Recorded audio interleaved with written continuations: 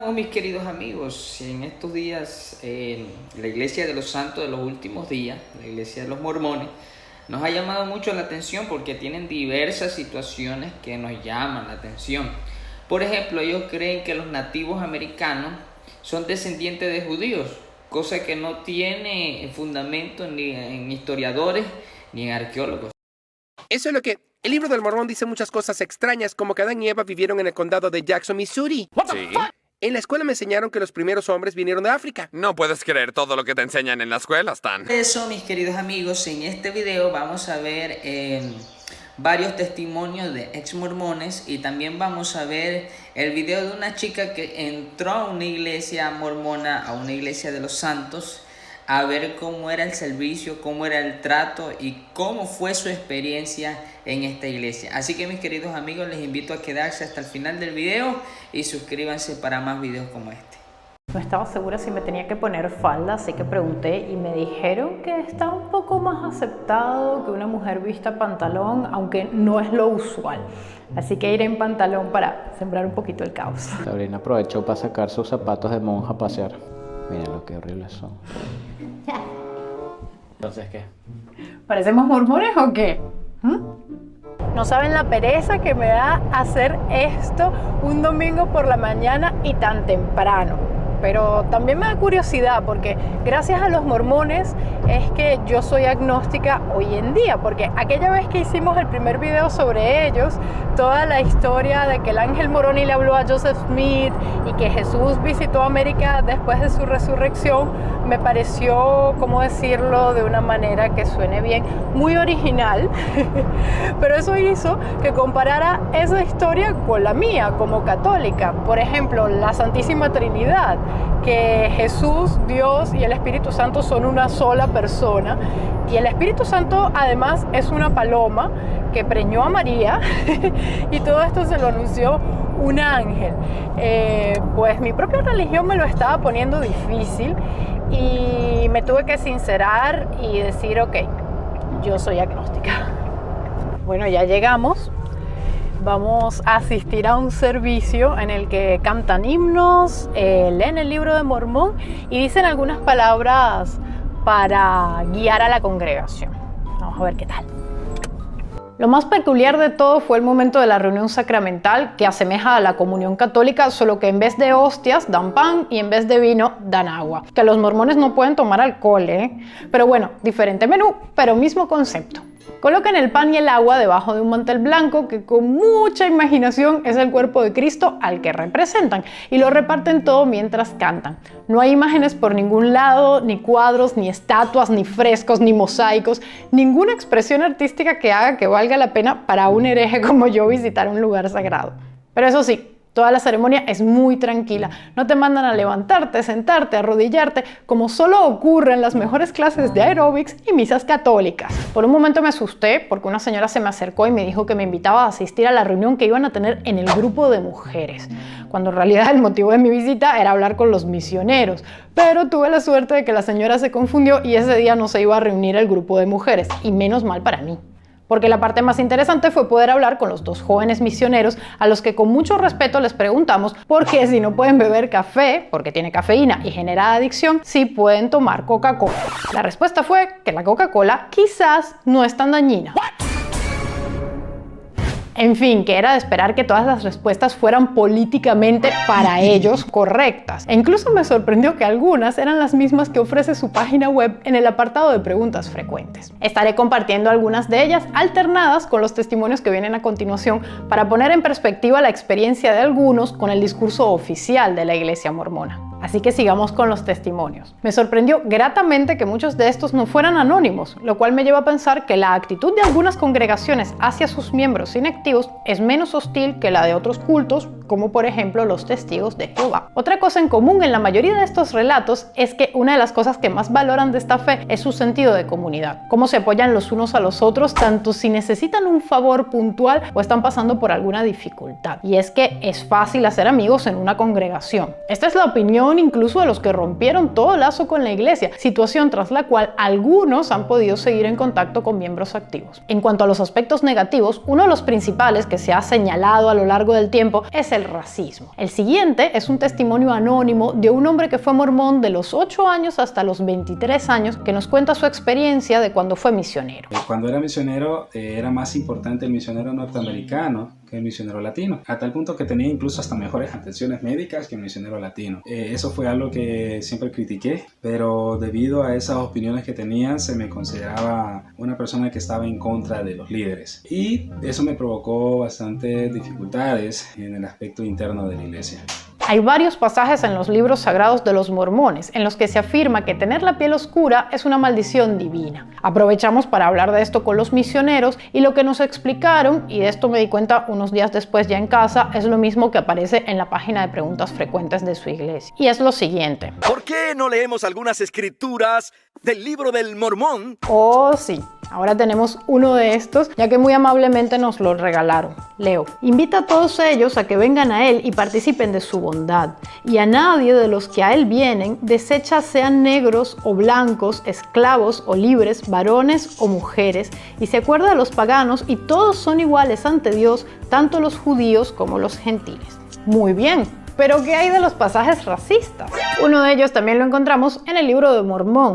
Y la piel de los lamanitas era oscura, conforme a la señal que fue puesta sobre sus padres, la cual fue una maldición sobre ellos por motivo de su transgresión y su rebelión en contra de sus hermanos Nefi, Jacob, José y Sam, que fueron hombres justos y santos. O este otro, en la perla de gran precio, otro de sus textos sagrados. Porque he aquí el Señor maldecirá la tierra con mucho calor y su esterilidad continuará para siempre, y vino un color oscuro sobre todos los hijos de Canaán, de modo que fueron despreciados entre toda gente. Además, hasta 1978, un hombre de color no podía ser ordenado al sacerdocio. Respecto a este aspecto en particular, esto es lo que ponen en la página web de la iglesia. No sabemos la razón de esa restricción, pero terminó en 1978 después de que los líderes de la iglesia buscaron guía divina sobre el asunto.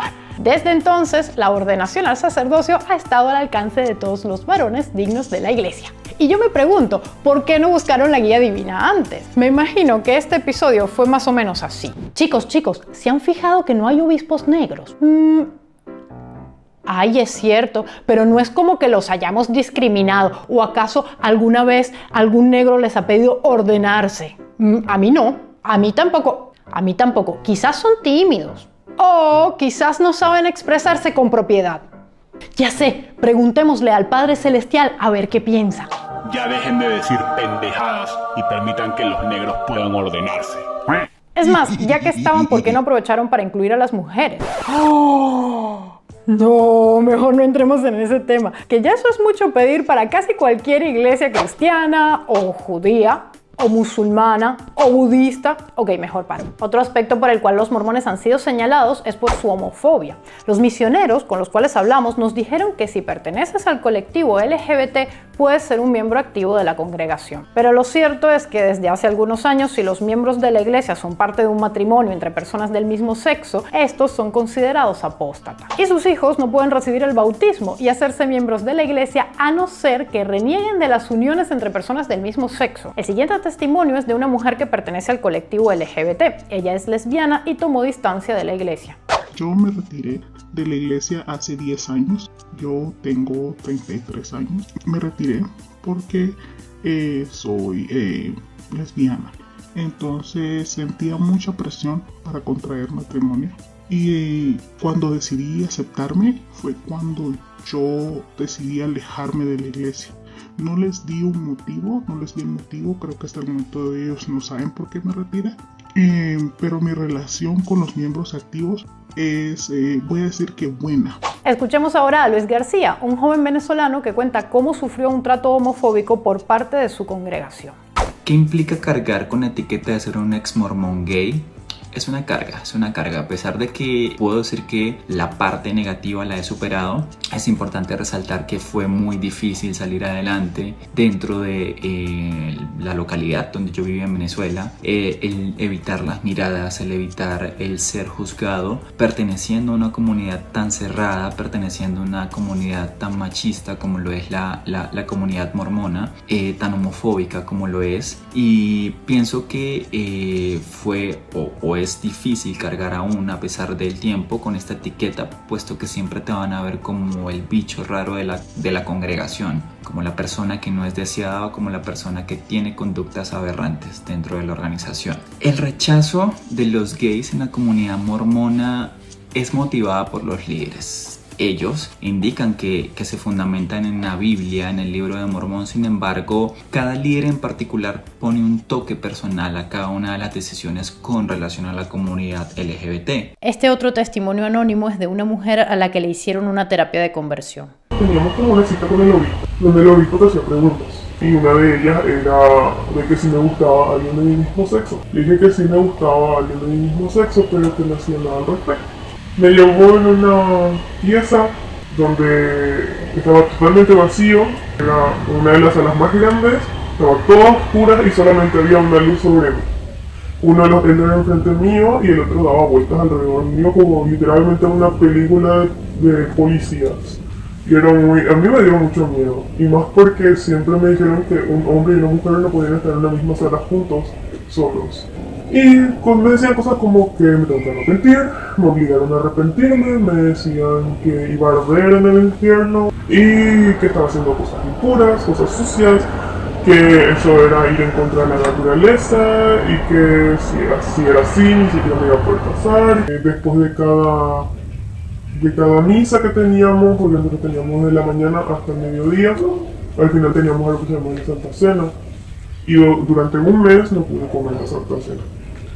Y obviamente eso es muy incómodo porque todo el mundo te mira súper mal y si vos decís la razón por la cual no comes, te miran peor. Entonces yo guardaba silencio nomás. Después de eso yo dejé la iglesia y decidí dejar de irme. Cuando le preguntamos a los misioneros sobre esto, se pusieron bastante tensos y nos dijeron que Dios nos ama a todos por igual. Por cierto, nuevamente, esto es parecido a la parte de preguntas frecuentes en su página. En ella además agregan, se insta a los miembros a no actuar en consecuencia con la atracción hacia personas del mismo sexo, ni a asumir una identidad de género que no sea aquella con la que nacieron. Nos esforzamos por lograr una mayor comprensión, amor y compasión por nuestros hermanos y hermanas, sin importar cómo se identifiquen. ¿Soy solo yo o también ustedes notaron que la segunda frase contradice a la primera? Pero sigamos, que hay más aspectos negativos que exmormones y personas ajenas a esta religión señalan. Toca hablar de supuestos delitos fiscales y de malversación de fondos. Un caso muy sonado fue el del centro comercial City Creek Center en Salt Lake City, Utah, construido justo enfrente del templo principal de la iglesia mormona en todo el mundo. El proyecto costó $1.500 millones y según un denunciante de la firma de inversiones de la iglesia en 2019, este dinero no solo estaba destinado a causas benéficas y por tanto era libre de impuestos, sino que proviene del diezmo de los propios mormones. La influencia, no solo económica, sino también política de los mormones en Utah y en el resto del país es considerable.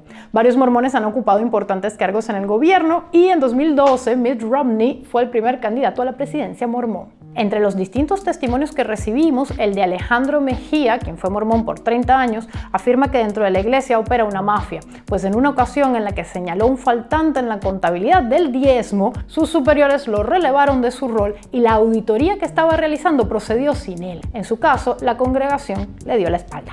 Después de que me relevaron, yo comencé a cuestionarlos públicamente y por lo mismo, varios miembros me contaban de sus propias experiencias similares con la gente de las oficinas. Esto incomodó obviamente mucho a estos hombres y empezaron a correr rumores sobre mí y esos rumores cada vez eran más graves. Al final me tuve que mudar incluso de casa, pero aún en el barrio en el que me fui también llegaban los chismes y rumores. Jamás ningún líder, obispo o presidente de estaca con los que hablé, que me entrevistaban, hallaron ninguna falta, nunca.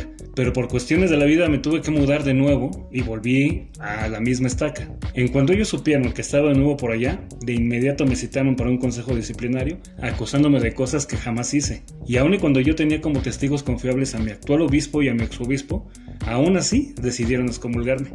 No hubo necesidad de que les prohibieran a los miembros dejar de hablarme. Esa costumbre es común en la iglesia, que cuando se excomulga a alguien, toda la gente se entera. A pesar de que es privado, toda la gente lo sabe. Y es así como te marcan para siempre. La gente te deja de hablar porque te ven ya como el apestado. Solitos los miembros te dejan de hablar, no necesitan decirles nada.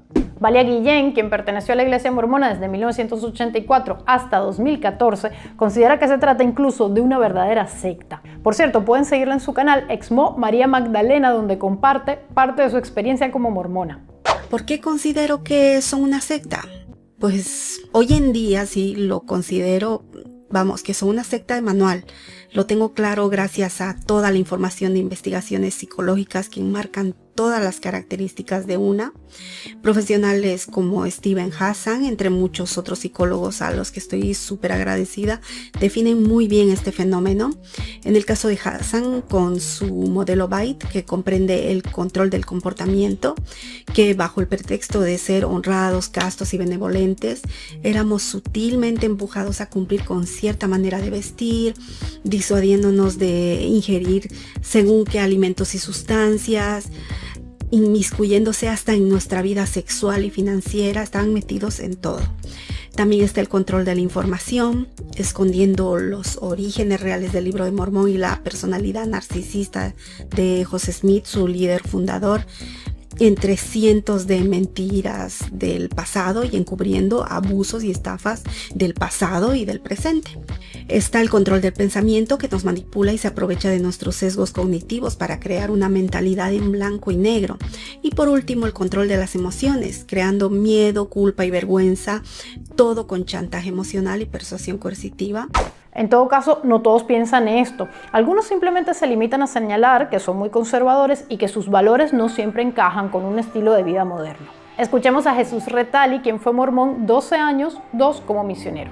De las cosas que reprobaría de la iglesia es, como dije, es que al ser una iglesia tan centrada en la familia, cuando eres misionero y terminas tu tiempo, se espera que te cases inmediatamente y empieces a tener hijos.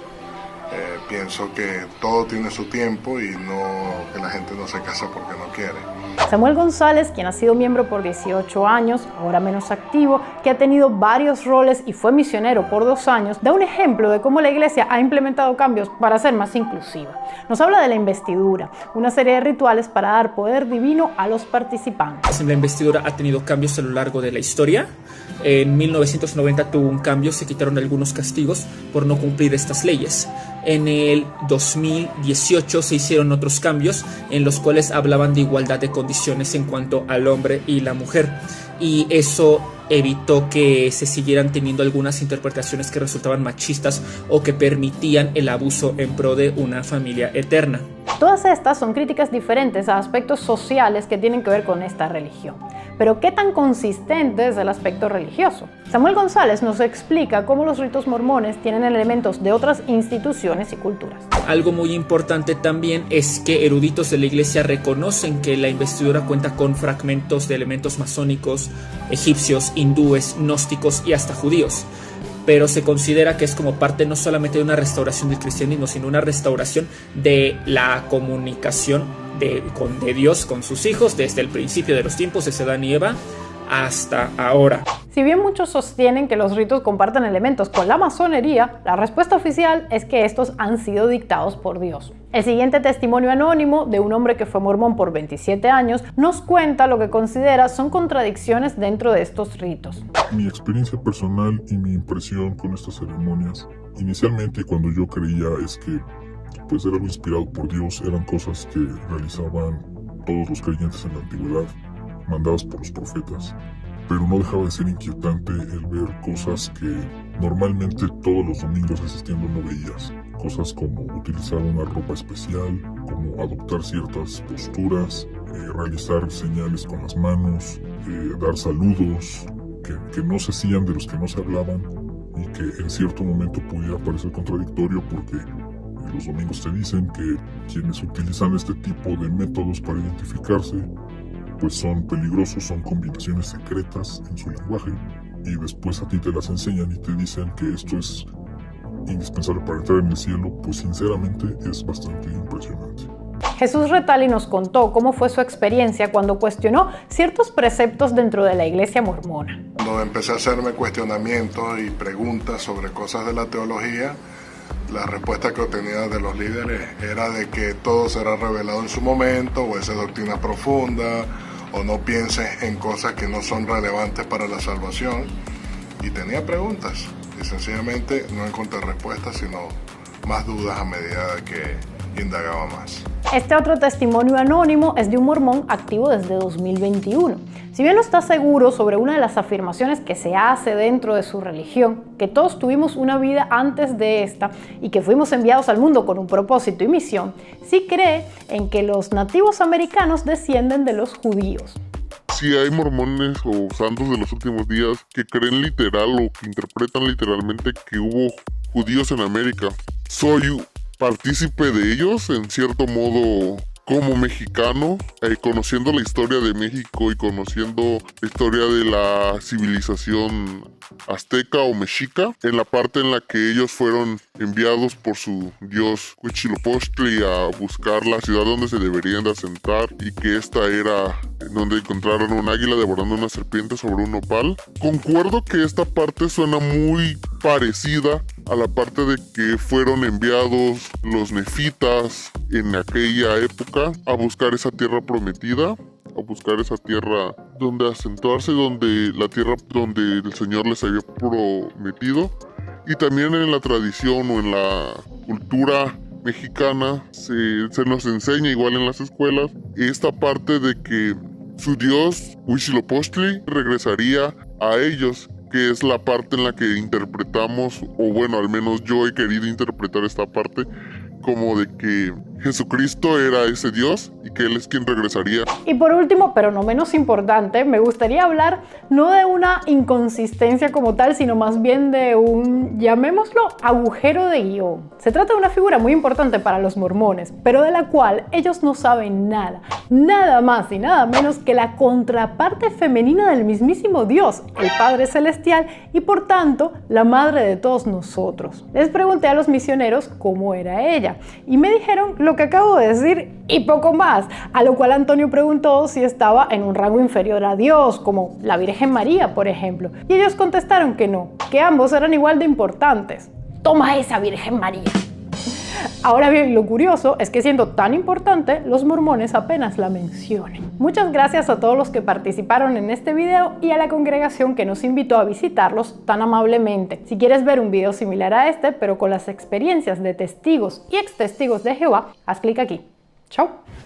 Además, como los mormones tienen que seguir una serie de normas bastante estrictas, siempre hemos querido saber más sobre la Iglesia de Jesucristo de los Santos de los Últimos Días. Así que para este video hemos querido saber de primera mano cómo es ser mormón, y para ello asistimos a un servicio mormón al que nos invitaron.